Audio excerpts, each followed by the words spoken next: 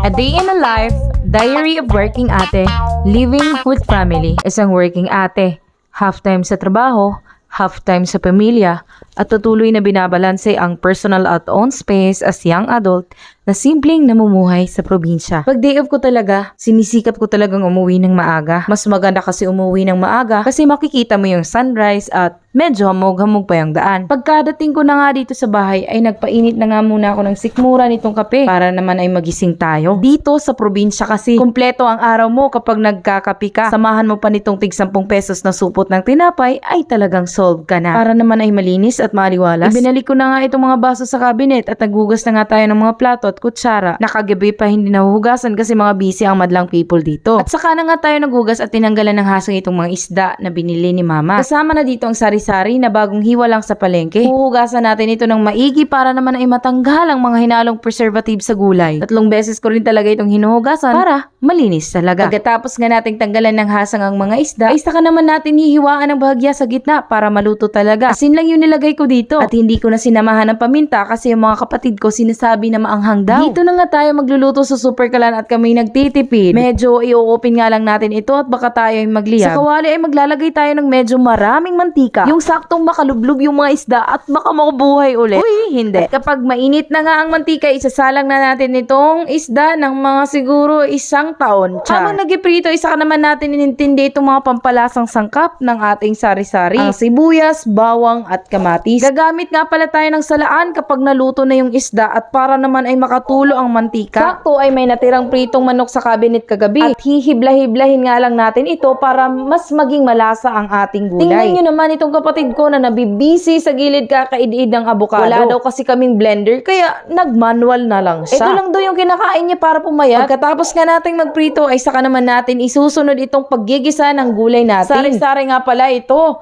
na may 4 na gulay. Kalimitang nasa kalabasa, sayote, repolyo at carrots lang ang laman nito. Pero minsan may sitaw at talong din ito nakasama. Sa Super Kalan din natin ito lulutuin. Una, igigisa natin ang bawang, sibuyas at kamatis sa mahinang apoy. At isusunod natin itong gulay na pinasala ko na. Gigisa-gisahin natin ito para manood ang mga pampalasang sangkap. Uy, sa gilid, naghihintay ng pinakamabait na nagugutom na daw kasi siya.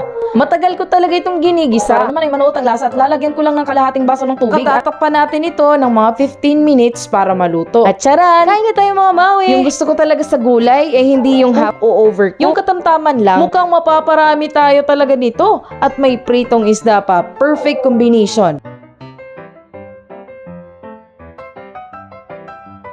Pag kinagabihan nga ay dito naman ako na malagi sa tindahan namin at inilipat ko na nga itong mga biscuit na order kong mga clip top Tupperware dito sa TikTok. Tumutulong-tulong ako kay mama dito sa tindahan pag off ko. At salita lang kami ng mga kapatid ko. Sobrang nagpapasalamat talaga ako kay Lord kasi hindi niya kami pinapabayaan at lagi siyang nagpro-provide sa amin. Mahina o malakas man ang benta namin sa isang araw, ang mahalaga ay nakakaraos kami.